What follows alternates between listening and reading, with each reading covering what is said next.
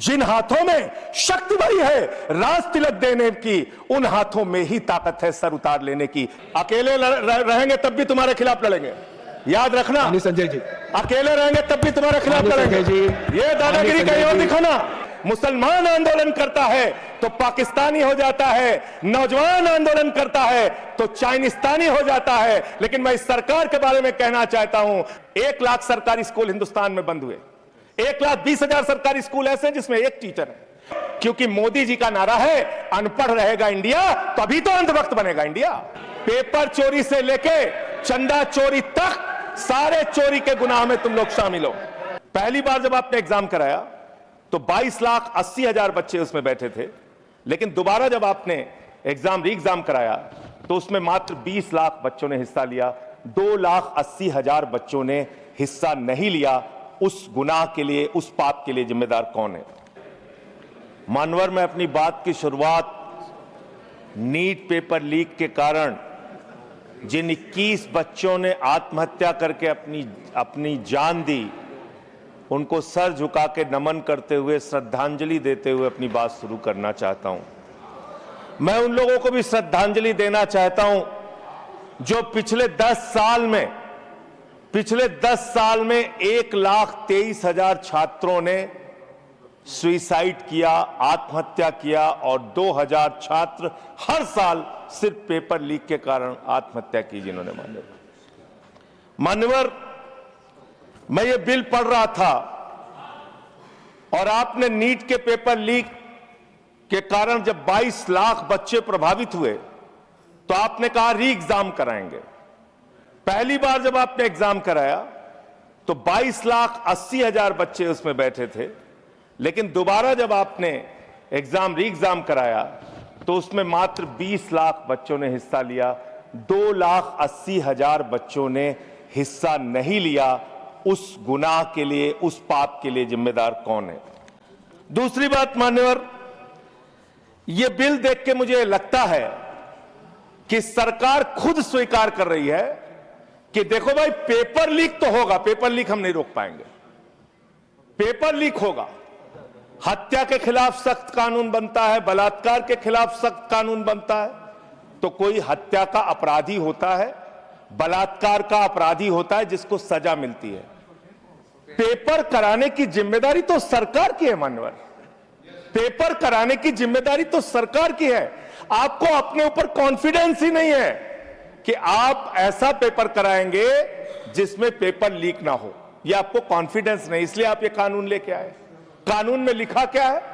इस कानून में आप लिख रहे हैं 2 महीने में इन्वेस्टिगेशन पूरी हो जाएगी, 3 महीने में ट्रायल खत्म हो जाएगा, 2 महीने में इन्वेस्टिगेशन पूरी हो जाएगी, 3 महीने में ट्रायल खत्म हो जाएगा। कितने कोर्ट हैं आपके पास? पूरे देश में कितने जजेस हैं आपके पास? फास्ट ट्रैक कोर्ट की असलियत मान्यवर पता है आपको? 2.5 lakh cases fast track court के अंदर पेंडिंग पड़े हुए हैं। यह आपकी हकीकत है। फास्ट ट्रैक कोर्ट की हालत यह है, एक लड़की एसिड विक्टिम, शाहीन नाम है उसका, 15 साल तक फास्ट ट्रैक कोर्ट में उसका मुकदमा चला और 15 साल के बाद सारे के सारे आरोपी बरी हो गए। क्या फास्ट ट्रैक कोर्ट की बात आप कर रहे हैं? गुमराह करने की बात आप करते हैं मान्यवर। इनके राज में 1 लाख सरकारी स्कूल हिंदुस्तान में बंद हुए, 1,20,000 सरकारी स्कूल ऐसे हैं जिसमें एक टीचर है, 98,000 सरकारी स्कूल ऐसे हैं जिसमें बच्चियों के लिए टॉयलेट का इंतजाम नहीं है, 1,19,000 सरकारी स्कूल ऐसे हैं जिसमें बिजली का इंतजाम नहीं है मान्यवर। यह सरकार शिक्षा के ऊपर मात्र 2% पैसा खर्च करती है, मिड डे मील में नमक रोटी खाने को देती है। इसलिए क्योंकि मोदी जी का नारा है अनपढ़ रहेगा इंडिया, तभी तो अंधभक्त बनेगा इंडिया। अनपढ़ रहेगा इंडिया, तभी तो अंधभक्त बनेगा इंडिया। मान्यवर,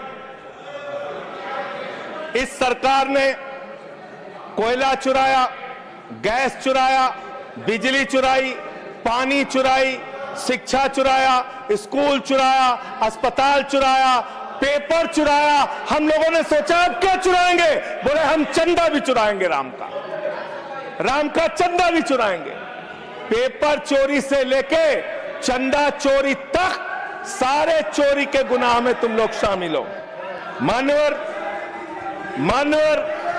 किसान आंदोलन करता है तो खालिस्तानी हो जाता है, किसान आंदोलन करता है तो खालिस्तानी हो जाता है, मुसलमान आंदोलन करता है तो पाकिस्तानी हो जाता है, नौजवान आंदोलन करता है तो चाइनिस्तानी हो जाता है। लेकिन मैं इस सरकार के बारे में कहना चाहता हूं, जो लोग AK-47 चलाते हैं, छात्रों के सर पे लाठियां चलाते हैं, आंसू गैस के गोले छोड़ते हैं, वो सरकार आतंकवादियों जैसा आचरण कर रही है, आतंकवादियों जैसा व्यवहार कर रही है।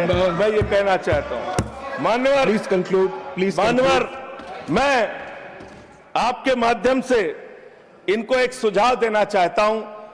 इनकी एक सांसद ने वहां पर गई हुई नौजवान, खत्म कर रहा हूं सर, सबके ऊपर आपने 1-2 मिनट मुझे भी दे दीजिए, टाइम खत्म हो रहा है। बोलिए सर, अभी तो 3 मिनट बाकी है सर। बोलिए सर।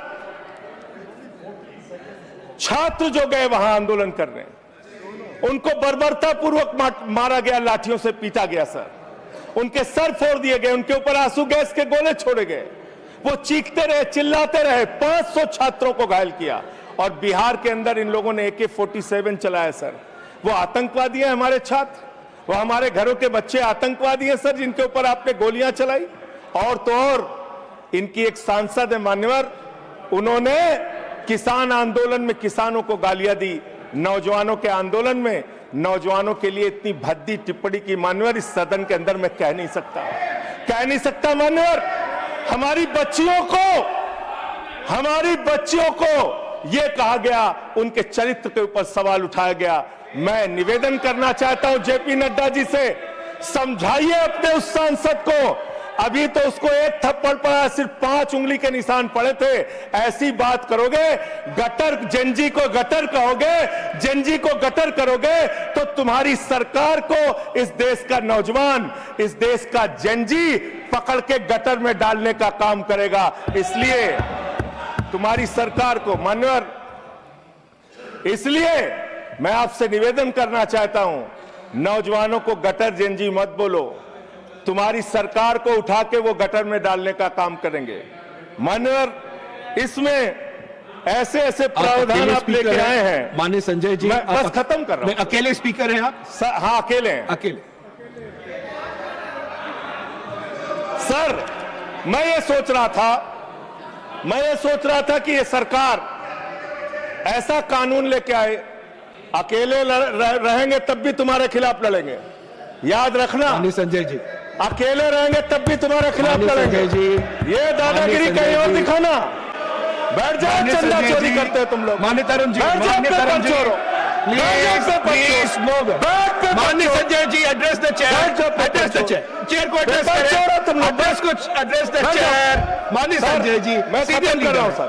अरे नहीं, एड्रेस द चेयर। माननीय तरुण जी, पेपर चोर, प्लीज सर, मैं सोच रहा था संजय जी अंतिम में एक बात खत्म। माननीय तरुण जी, पेपर चोर, प्लीज अकेला रहूंगा तो लड़ूंगा तुमसे, किसी गलत फहमी में माननीय संजय जी, समय जा रहा है आपका, समय जा रहा है। हाँ, खत्म एड्रेस करिए सर, एड्रेस द चेयर। मान्यवर, मैं सोच रहा था कि आखिर ये सरकार ये पेपर चोरों के खिलाफ कार्रवाई क्यों नहीं करती। मुझे ये पता चला मान्यवर, ईडू टेस्ट नाम की एक कंपनी, खत्म कर रहा हूं, ईडू टेस्ट नाम की एक कंपनी जो गुजरात के अंदर ब्लैक लिस्टेड हुई, उससे बिहार में पेपर कराया गया, वहां भी ब्लैक लिस्टेड हुई, उसी से यूपी में पेपर कराया गया, वहां से भी ब्लैक लिस्टेड हुई। तो जो पेपर चोर हैं वो अहमदाबाद में ब्लैक लिस्ट हुए, बिहार में ब्लैक लिस्ट हुए, यूपी में पेपर चोरी की, क्योंकि उनको पेपर कराने का ठेका इसलिए मिलता है क्योंकि उनका संबंध, खत्म कर रहा हूं सर, 30 सेकंड सर, 30 सेकंड। उस ईडू टेस्ट कंपनी का पेपर चोर का संबंध देश के प्रधानमंत्री और कई राज्यों के मुख्यमंत्री से है। थैंक यू मुख्यमंत्री से है सर, मुख्यमंत्री से है, इनके फोटो मिल जाएंगे सर, खत्म कर रहा हूं। धमकी मत दिलवाइए सर। प्लीज कंक्लूड करिए, कंक्लूड करिए। चोर हमको धमकी दे रहे हैं।